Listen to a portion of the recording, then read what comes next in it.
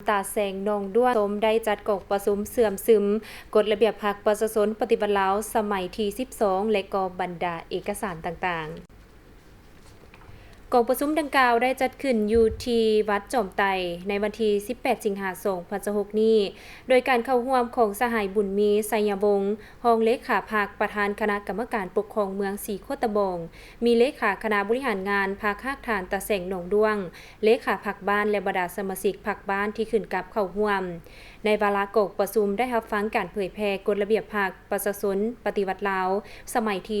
12และคำแนะนำของคณะจัดตั้งศูนย์กลางพรรคเกี่ยวกับการจัดตั้งปฏิบัติกฎระเบียบพรรคประชาชนปฏิบัติลาวสมัยที่12ซึ่งบรรดาเนื้อในพื้นฐานเกี่ยวกับประชาชนปฏิบัติลาวได้กำหนดว่าพรรคประชาชนปฏิบัติลาวแม่นกองน้ำหน้าที่มีการจัดตั้งแม่นการจัดตั้งการเมืองขั้นสูงสุดของชนชั้นกรรมกรและระบอบประชาธิปไตยประชาชนลาวเป็นตัวแทนที่จงรักภักดีอย่างเสมอต้นเสมอปลายต่อสิทธิและผลประโยชน์ของชนชั้นกรรมกรชาวผู้ออกแรงงานบัดเผา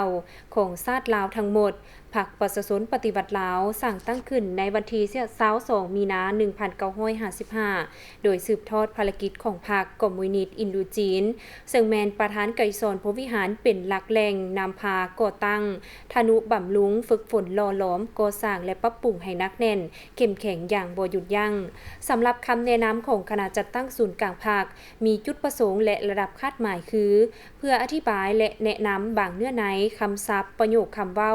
ที่กำหนดอยู่ในระเบียบพรรคให้มีความจะแจ้งเข้าใจง่ายเฮ็ดให้คณะพรรคสมาชิกพรรคกำแน่นรับรู้เข้าใจอย่างลึกซึ้งเป็นเจ้าการเคารพปฏิบัติกฎระเบียบดังกล่าวอย่างเข้มงวดเพื่อรับประกันให้กฎระเบียบที่พรรคได้จัดตั้งได้เผยแพร่เสื่อมซึมเป็นบอนอิงให้คณะบริหารงานแต่ละขั้นนำไปจัดตั้งพันขยายและนำพาการจัดตั้งปฏิบัติเป็นเจ้าการที่ถูกต้องครบถ้วนเป็นเอกภาพในทั่วภาคให้ทันเวลาที่กำหนดไว้